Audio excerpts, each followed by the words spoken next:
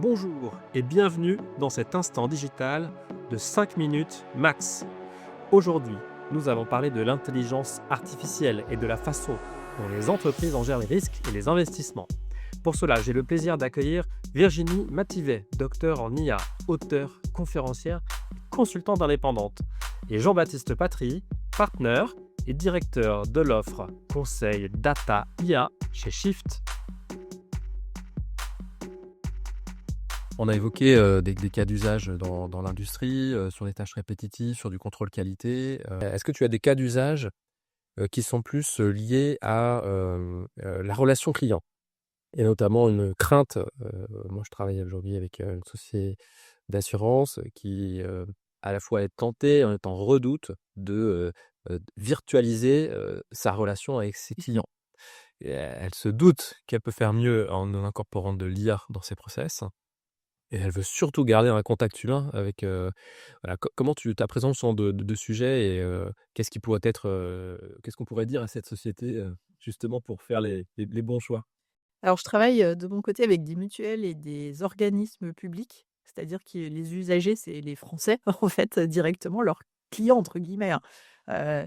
Et du coup, c'est une crainte qui se pose souvent, mais en fait, la bonne réponse, c'est de dire que l'IA, elle est pas forcément là directement non plus en lien avec l'usager ou le client, mais elle peut être en lien avec l'aide au support côté entreprise, côté, mutuelle, côté assurance et ainsi de suite. Donc moi, j'ai par exemple des mutuelles où, l'idée, c'est d'utiliser l'IA pour les aider à répondre ou pour les aider à trouver des réponses au cas du client, à la question qui a été envoyée par email. Et après, c'est quand même un humain qui va répondre, à l'email derrière, qui va mettre le bon ton, qui va, par exemple, une mutuelle, qui fait prévoyance, elle gère, des cas de décès.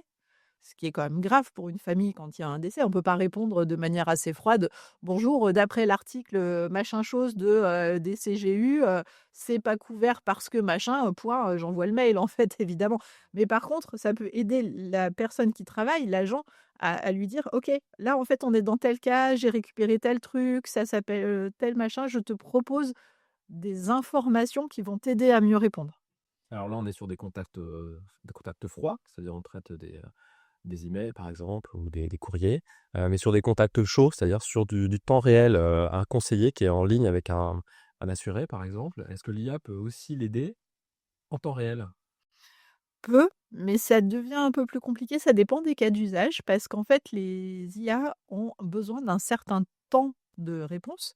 Il y a une certaine latence, en fait, c'est pas instantané et à l'oral, on va quand même assez vite, en fait, nous, les humains et il faut pas que la personne au téléphone, elle soit face à un mur du genre: «Je pose une question, j'apporte la réponse». Vous avez vu, c'est long et j'ai peut-être attendu que 3 secondes, hein. Alors maintenant, si c'est 10 secondes le temps de réponse, bah, en fait, la personne au téléphone, va falloir qu'elle comble un peu. Alors, on peut avoir des réponses en fond qui sont calculées, qui sont prévues, cherchées ou quoi que ce soit, mais il faut pas que ce soit le seul moyen, quoi.